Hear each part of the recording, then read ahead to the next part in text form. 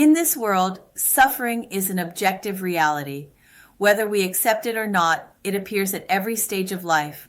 Birth, aging, sickness, and death are the four fundamental forms of suffering in human existence. Perhaps we already know these facts, but mere knowledge is not enough. What matters more is, how do we face this suffering? Since suffering cannot be avoided, the only thing we can change is our inner attitude and response. It is precisely the power of the mind that determines whether we are crushed by suffering or whether we can draw wisdom and strength from it. This is the true purpose of Buddhist practice and education. In daily life, when a family welcomes a newborn child, they are often filled with joy.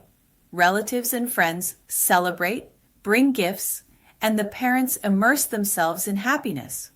For ordinary people, the birth of a child seems to mean only hope and bliss.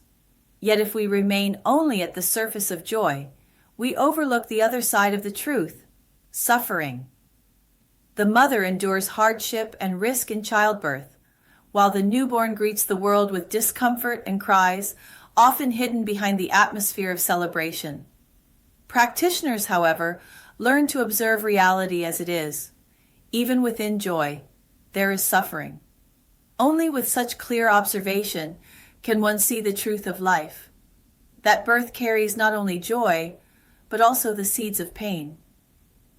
The Buddha once said that when a baby is born, it inevitably cries aloud, symbolizing that entering life itself is the beginning of suffering.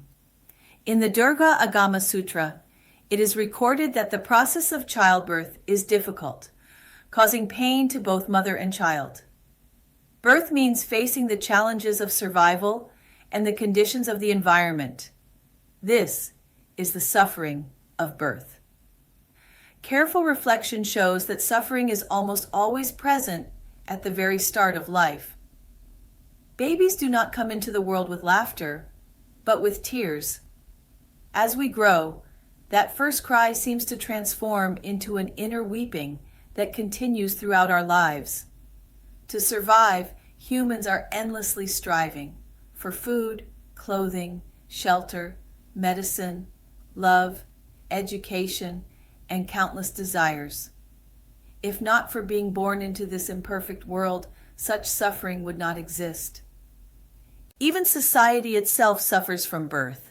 Rising population, dwindling resources, environmental degradation, the spread of disease, all remind us that birth inevitably brings suffering. Buddhist scriptures also contain many accounts related to the suffering of birth. Queen Maya, in the Lumbin Grove, gave birth to Prince Siddhartha under the Sala tree. Even though this was the birth of a holy being, she could not escape the pain of childbirth and passed away 7 days later, reborn into Sita heaven, revealing the truth of impermanence.